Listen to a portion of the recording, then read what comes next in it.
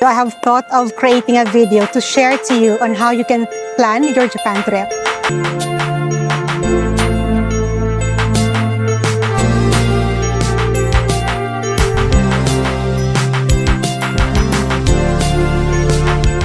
Hi guys! Welcome back to our channel. So for today's video, I have thought of creating a video na magbibigay sa inyo ng tips if you want to create your Japan trip. So Mark and I have been to Japan for 4 times. But sa 4 times na yun, parang itong recent trip lang namin sa Japan, which was on November 2025. Ito yung parang feeling ko na parang masyadong napaghandaan ko. I have a full detail and a clear vision kung ano yung aming gagawin, kung ano yung magiging flow ng aming bakasyon.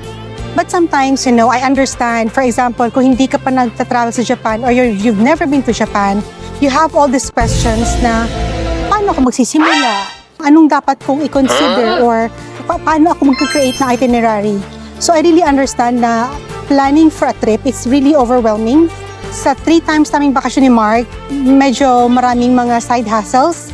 Pero itong 4th vacation namin ni Mark, I'm really happy na na-execute namin ng maayos. Though, hindi siya perfect. Hindi mo rin maiwasan na may mga konting failures. May mga bagay na naisip ko na, ay sana na-research ko to. So, very minimal lang. Overall experience namin ni Mark, it was really a good experience. I really believe that planning your trip, it's very important. Always remember, no perfect trip. What's important is you are enjoying every day na nandun ka sa Japan kasi Japan has a lot of things to offer. So guys, ang dami ko nang sinabi, ang haba na ng intro ko. So, let's get started. And disclaimer pala guys, the tips I'm going to share to you are based on our experience. These tips worked really well for us. Number 1 tip, pick your preferred season to visit Japan. The season you choose will shape your entire trip. Every season offers a different experience. So from cherry blossoms to colorful leaves during the autumn, tsaka yung snow-capped landscapes during winter. And of course, meron ding summer season, which is really very hot, pero napakaraming festivals. So it's very important that you have to decide which scenery or activities you want to experience first, and then choose the best time to visit Japan. So for example, our last vacation was on November kasi birthday yun ni Tito Mark, and perfect siya for autumn season. So guys, let's move on to tip number 2. Watch travel videos on social media. Before planning your Japan trip, watch travel videos para makakuha kayo ng ideas and inspiration, and then you can discover places na gusto nyong puntahan, yung mga bagay nyong gustong gawin, and you can find useful tips from other travelers' experiences. So in that way, it will help you decide kung ano ba talaga yung gusto nyong include sa inyong Japan itinerary. Number 3 tip, decide which places you want to visit. Now that you have chosen your travel season and you've watched travel videos, now it's your time to decide which places you want to visit. Make a list ng mga gusto nyong puntahan, kung gusto nyo talagang puntahan ever since pa, and then you start planning your itinerary. Tip number 4, make a list of the places you want to visit. Now that you have watched plenty of travel videos, it's time to decide where you want to go. List down all the places you want to visit. So for example, if you want to visit during autumn, based ang lahat ng mga na-watch mo sa social media or based sa mga na-research mo in the internet, so ilistahin mo lahat kung ano gusto mong puntahan during autumn, listahin mo lahat kung ano yung mga gusto mong puntahan during cherry blossoms or even during winter season. You will have a lot of options whether you just wanted to focus only in Tokyo, if you wanted only to focus in Osaka. If you also have some day trips, you include all those day trips that you want para na clear ang vision mo kung ano ba talaga ang gusto mong i-include sa inyong itinerary.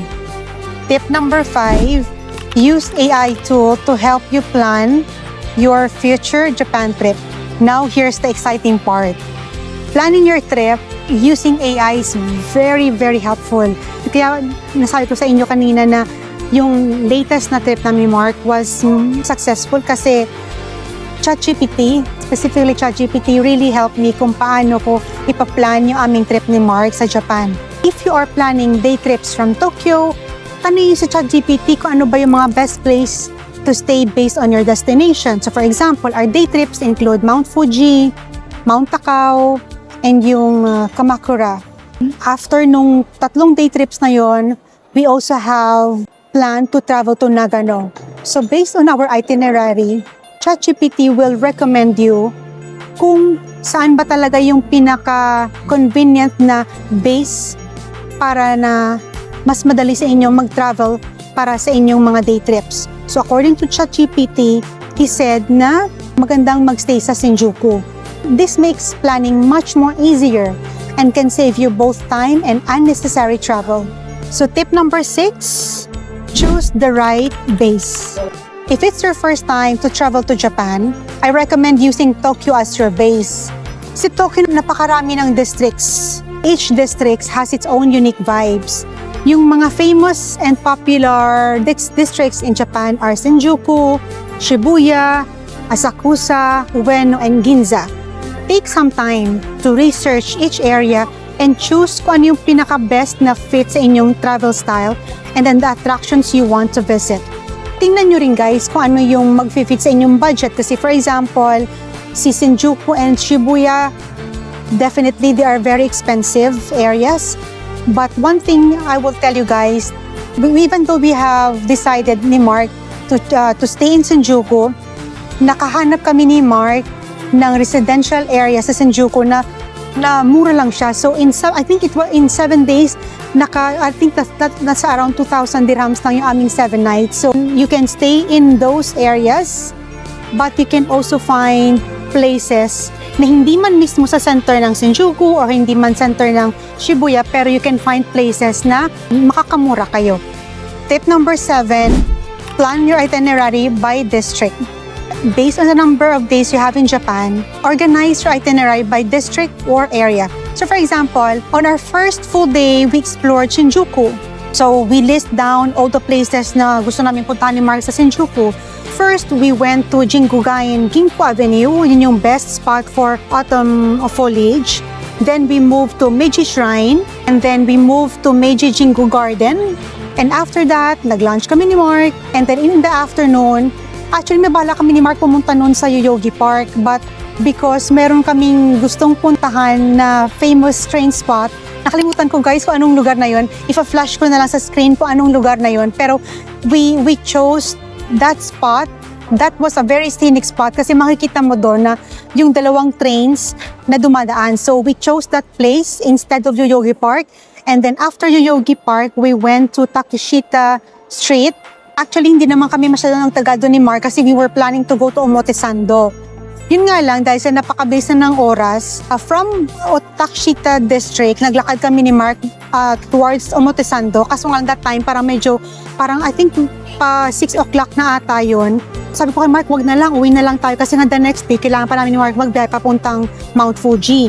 On our way there, nakadaan kami ni Mark sa Onitsuka Tiger. So, nag-shopping kami ng konti.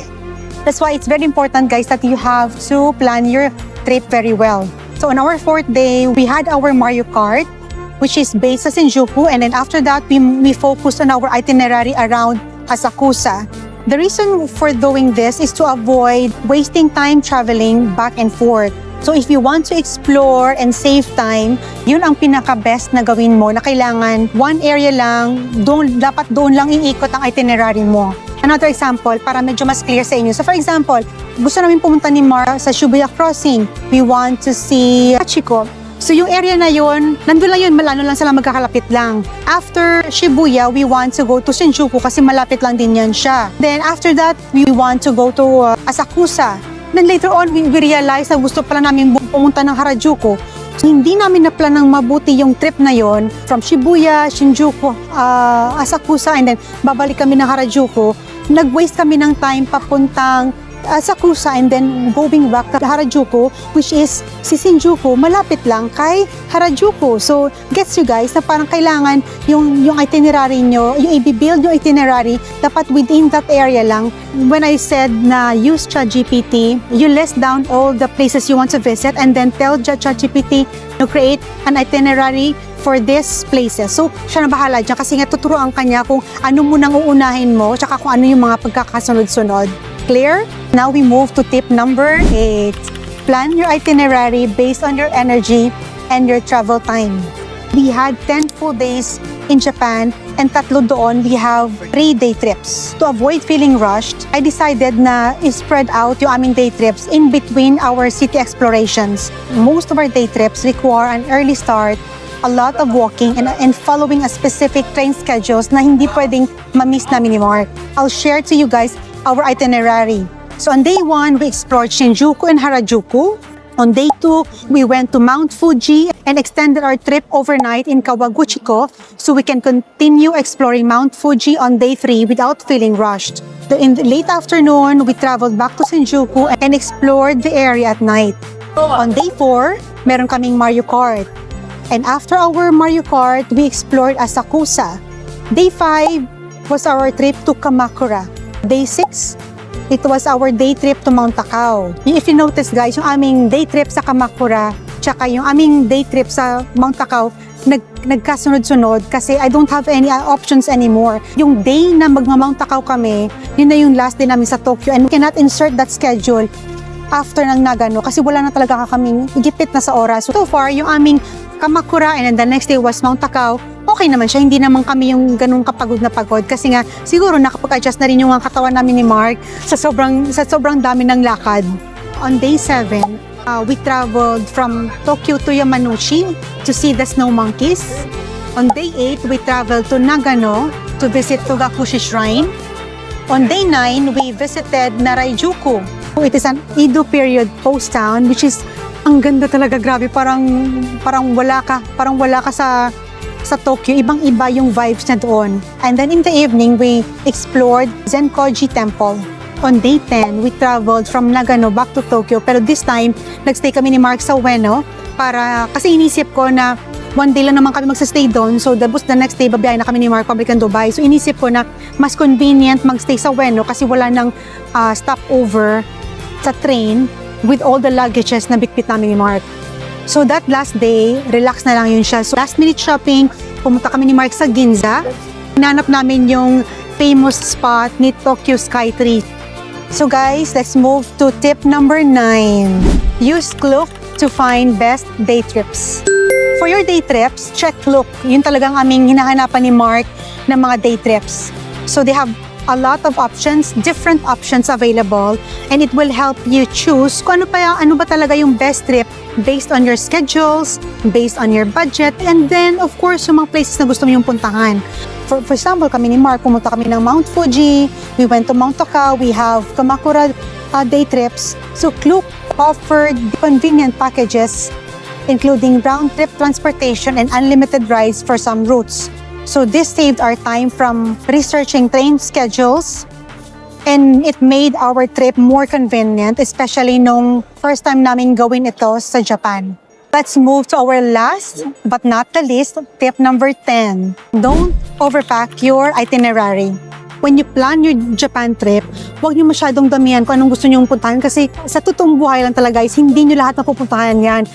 Yes, pwede niyong puntahan, pero masyadong, alam mo yung nagmamadali ka na kasi parang, halika na, tapusin natin to, let's move to another place. So, hindi mo na-i-enjoy yung place na pinuntahan nyo kasi nga, masyado na kayong rush para pumunta na sa next, tapos sa next pa. So, kailangan medyo in a relaxed pace lang. So, piliin nyo lang talaga yung parang gustong-gusto nyong puntahan. Parang nagsusoak in kayo doon sa vibes na yon, nagsusoak in kayo doon sa lugar na inyong puntahan. Leave some free time to explore, magpahinga, and then try local foods. Alam mo guys, sa mga ganyang bagay na yung hindi ganun ka-compact yung inyong trip, dun pa kayo makaka-discover ng mga places along the way. Meron kami pinuntahan na isang lugar, hindi ako sure kung Tokyo Skytree doon. Basta after nun, sabi namin Mark, let's go to Uniqlo kasi gusto na nga namin ni Mark mag-shopping. So, before we arrive sa Uniqlo, ang dami namin napuntahan. May dinaanan kaming masarap na melon bun. Meron kami nadaanan na matcha shop. So, talagang alam mo yun guys, hindi mo siya masasabi na pag sinabi mong punta ka na agad sa lugar na yun, mo talaga yan siya ma-avoid na magsa-stop over ka sa mga places na magka-catch ng attention ninyo. So, just enjoy the trip. Huwag masyadong stressed or full pack ang itinerary para mas manamnam ninyo yung inyong vacation sa Japan. Please remember guys that Japan has a lot to offer, and sometimes the best experiences happen if you don't rush. So guys, that's it. 10 tips. I hope makatulong sa inyo sa inyong future travel, and I hope na makakatulong ako sa inyo para medyo less ang stress ninyo sa pag-iisip or sa pagplan ng inyong Japan trip, and you will feel more confident na kakayanin ko to, yung pagpaplan ko na aking future Japan trip. Remember guys, everyone's travel style is different. So gamitin nyo yung tips na to para maging guide ninyo, and then you can adjust them on what works best for you. Planning ahead will help you save time, you can avoid unnecessary expenses, and most importantly, enjoy every moment of your Japan adventure. Thank you guys for watching this video, and I hope that you will have an amazing time on your future Japan trip. And guys, balikan nyo naman ako sa video na to kung kamusta ba ang naging bakasyon nyo sa Japan, kung naging helpful ba yung mga tips na binigay ko sa inyo. So, I look forward to seeing your comments, and I will be very happy to read all your comments. So guys, thank you for watching, and hope you like, comment, and subscribe to my channel. Bye!